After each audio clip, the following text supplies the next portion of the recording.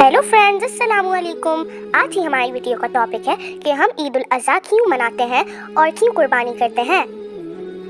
और ये बताने के लिए मैं आपको एक सुनाऊंगी सच्चा वाक़या। और ये वाक़या है अल्लाह ताला के बहुत प्यारे नबी हज़रत इब्राहीम अलैहिस्सलाम और उनके प्यारे बेटे हज़रत इस्माइल अलैहिस्सलाम का।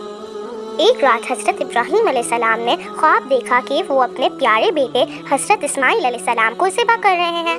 वो सुबह उठ के बहुत हैरान और परेशान हुए कि ये कैसा ख्वाब था, मगर अगली रात उन्हें फिर यही ख्वाब आया और यही ख्वाब उन्हें 3 रातें मुस्तकिल आता रहा। तो उन्हें ये समझ आ गया कि ये अल्लाह ताला की तरफ से कोई हुक्म है। वो अपने बेटे हज़रत इस्माइल अलैहिस्सलाम से बहुत मोहब्बत करते थे, पर वो अल्लाह ताला से भी बेइंतहा मोहब्बत करते थे। उन्होंने सबसे पहले ये बात अपने प्यारे बेटे हज़रत इस्माइल अलैहिस्सलाम को बताई और उनसे पूछा। इस पे हज़रत इस्माइल अलैहिस्सलाम, जो कि बहुत फर्माबरदार बेटे थे, उन्होंने पूछा, क्या ये अल्लाह ताला का हुक्म है? तो अब्बू जान, आप अल्लाह ताला का हुक्म पूरा कीजिए, इंशाअल्लाह आप मुझे सब्र करने वालों में पाएंगे। और ये कुरान पाक की सूरह अस-सफ़ात का तर्जुमा भी है। हज़रत इस्माइल अलैहिस्सलाम का ये जवाब सुनकर हज़रत इब्राहीम अलैहिस्सलाम मुतमईन हो गए और बेटे की कुर्बानी का फैसला पक्का कर लिया। जैसे ही वो हज़रत इस्माइल की कुर्बानी करने लगे, आसमान से एक आवाज़ आई, ए इब्राहीम, तुमने अपना ख्वाब सच्चा कर दिखाया और बेशक हम नेकी करने वालों को इस ही तरह जज़ा देते हैं। बेशक ये एक बहुत बड़ा इम्तिहान था। ये भी कुरान पाक की सूरह अस-सफ़ात की आयत नंबर 104 से 106 का तर्जुमा है। उसी वक्त हज़रत जिब्राइल अलैहिस्सलाम ने कुर्बानी के लिए हज़रत इस्माइल अलैहिस्सलाम की जगह एक दुम्बा पेश किया।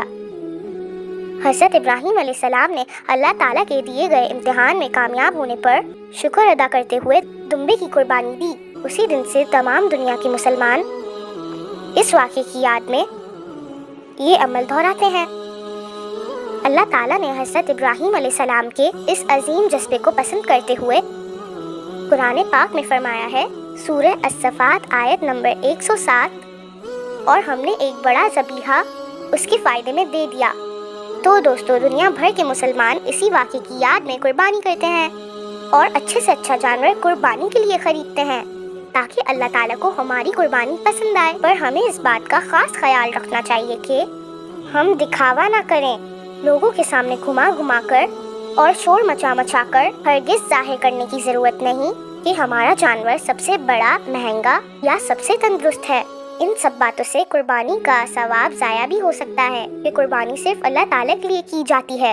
वैसे तो कुर्बानी के गोश्त के 3 हिस्से होते हैं। पहला गरीबों के लिए, दूसरा अपने रिश्तेदारों के लिए और तीसरा अपने इस्तेमाल के लिए। पर कोशिश करनी चाहिए कि उसका ज़्यादातर गोश्त मुस्तहिक लोगों में तकसीम करें। तो चलें, आज से हम इसी तरह ईद उल अज़हा यानी बकरा ईद मनाते हैं।